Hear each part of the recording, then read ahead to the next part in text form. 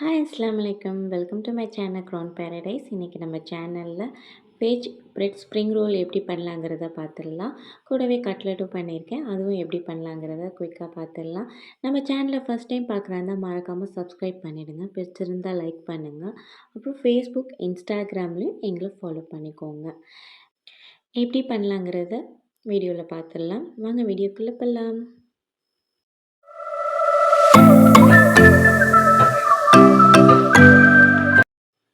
ரோலுக்கு தேவையான stuffing first நம்ம செஞ்சிடலாம். எண்ணெயில் பொடியாக நறுக்கிய ஒரு பெரிய பல்லாரி வெங்காயம் நான் எடுத்திருக்கேன்.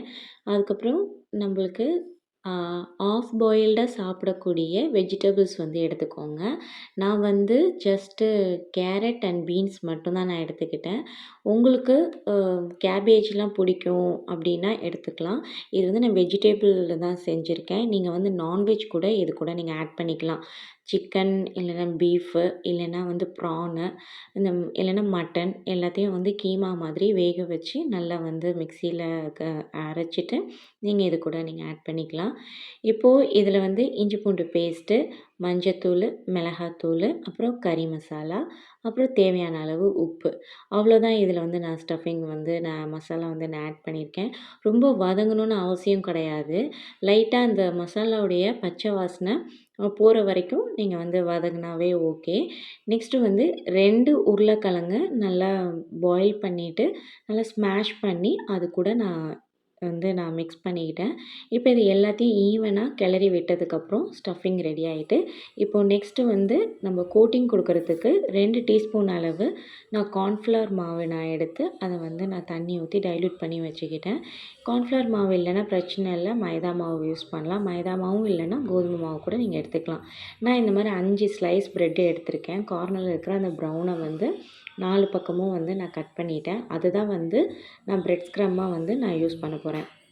இப்போது இந்த மாதிரி லைட்டாக தண்ணி தொட்டுட்டு கொஞ்சம் அதை நல்லா வளர்த்தி விட்டு கொஞ்சம் அகலமாக ஆக்கிட்டு அப்புறம் ஸ்டஃபிங் கூடவே சீஸை வச்சுட்டு இப்போது நம்ம இந்த ஸ்லைஸை நம்ம ரோல் பண்ணிக்கலாம். ரோல் பண்ணும்போது கொஞ்சம் அங்கங்கே பிஞ்சு வரும், அது பிரச்சனை கிடையாது, ஒட்டும்.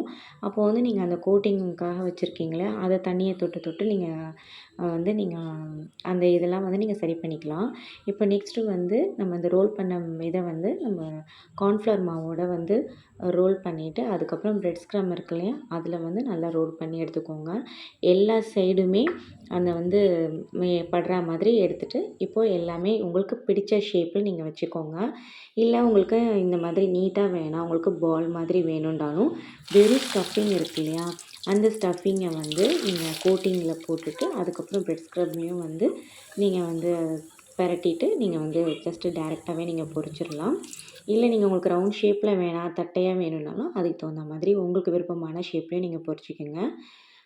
ஆயில் நல்ல ஹீட் ஆனதுக்கப்புறம் போடும்போது அந்த பொரிக்கும் போது பார்த்து பொரிங்க, கண்டிப்பாக தெறிக்கும். ஏன்னா நம்ம ப்ரெட்டில் தண்ணி தொட்டு தான் நம்ம வளர்த்துருக்கோம் இல்லையா, அதனால்.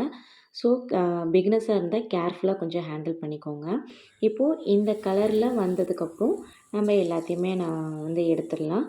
மிச்சம் இருக்கிற எல்லாத்தையுமே நான் ஃப்ரை பண்ணி எடுத்துக்கிட்டேன். அவ்வளோதான். இது ரொம்ப ரொம்ப ஈஸி. ரொம்ப கிட்ஸுக்கு ரொம்ப பிடிச்ச ஒரு டிஷ்ஷு. கண்டிப்பாக வீட்டில் ட்ரை பண்ணி பாருங்கள். கிட்ஸை அடிக்கடி ஸ்நாக்ஸ் கேட்கும்போது ப்ரெட்டும் வெஜிடபிள்ஸ் இருந்தால் நீங்கள் இந்த மாதிரி செஞ்சு கொடுத்து பாருங்கள். கண்டிப்பாக வீட்டில் ட்ரை பண்ணி பாருங்கள்.